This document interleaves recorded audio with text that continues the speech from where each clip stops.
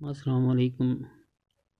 آج 14 اکتوبر 2020، class 10th، subject history, اور ہمارا ٹاپک ہے آج کا وہ ہیلتھ کیئر فیسلٹیز، جو صحت کے متعلق سہولیات ہیں ان کے بارے میں۔ A number of steps were taken by the Dogra rulers and the successive Abdullah government to provide better health service. However, the available resources were insufficient to do anything substantial to address this problem. بہت سارے اقدام اٹھائے گئے ڈوگرا حکومت میں بھی اور اس کے بعد شیخ محمد عبداللہ کی گورنمنٹ میں بھی، تاکہ اچھی سے اچھی جو صحت کی سہولتیں ہیں وہ لوگوں تک پہنچائی جائیں۔ حالانکہ جو ریسورس تھے، جو اس ٹائم وسائل تھے، وہ اتنے کم تھے کہ وہ کچھ بھی جو پرابلمس ہیں وہ اس کو حل کر سکیں۔ It was only after the assumption of power by Bakshi Ghulam Muhammad in 1953 that concrete efforts were taken to meet the growing demands for effective health service. حالانکہ یہ جب بخشی غلام محمد نے حکومت سنبھالی 1953 میں، تو اس کے بعد کچھ مضبوط قدم اٹھائے گئے تاکہ جو یہ صحت کی شعبہ ہے اس کو مضبوط کیا جائے، اس کو بہتر کیا جائے۔ The Bakshi government chalked out with the help of outside experts an elaborate health program and increased the budget for health service by more than 50%. اور جو بخشی غلام محمد کی حکومت تھی، انہوں نے جو باہر کے ایکسپرٹس تھے ان سے تفصیل صلاح مشورہ لیا اور جو اپنا پروگرام نظام عمل ہے اس کو نئی سرے سے دیکھا، اور جو بجٹ تھا اس کو انکریز کیا، بڑھایا ایسا ہیلتھ سروس کے لیے 50% سے زیادہ۔ The number of hospital increase from 2 to 19 and those of dispensary from 87 to 401 by the end of 1960s. اور جو اسپتال تھے ان کا تعداد 2 سے 19 ہوگی، اور جو ڈسپنسریز تھی 87 وہ 401 ہوگی 1960 کے آخر تک۔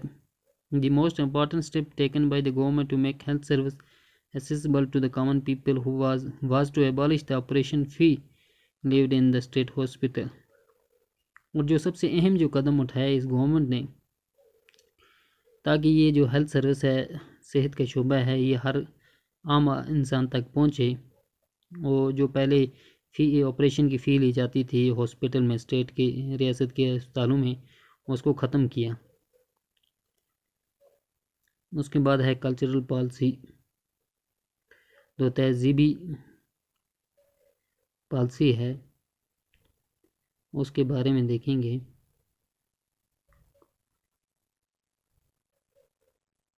The program of economic and social reform was supplemented by a cultural policy that aimed at promoting liberal, modern and tolerant outlook. Besides promoting and preserving the composite culture of the state, it also tried to promote a bond between Jammu and Kashmir and India. جو اقتصادی سماجی programme تھا، نظام تھا، اس کو اضافہ کیا۔ Culture جو تمدنی یا تہذیبی پالیسی تھی، اور اس کا مقصد یہ تھا کہ اس کو آزادانہ، جدید اور بے تعصب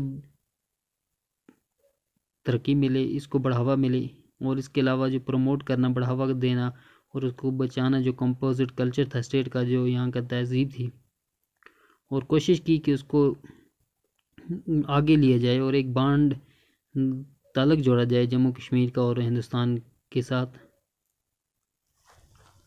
While the process under Sheikh Mohammed Abdullah, it was further expanded under Bakshi rules, who was able to materialize the cultural aims of Naya Kashmir.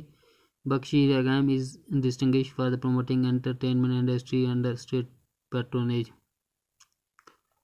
اور جو پروسیس، جو کام شروع ہوا شیخ محمد عبداللہ کے دور میں، اور اس کو آگے بڑھایا گیا بخشی صاحب کے دور میں بھی، اور جو کلچر تہذیبی مقصد تھا نیا کشمیر کا اس کو آگے لیا، اور بخشی صاحب کی جو حکومت تھی وہ ایک شناخت کرنے والی، تقسیم کرنے والی کلچر پالیسی کو، تاکہ اس کو شناخت ملے اور انٹرٹینمنٹ انڈسٹری ہے اس کو اسٹیٹ کے انڈر لایا جائے اور اس کو بڑھایا جائے۔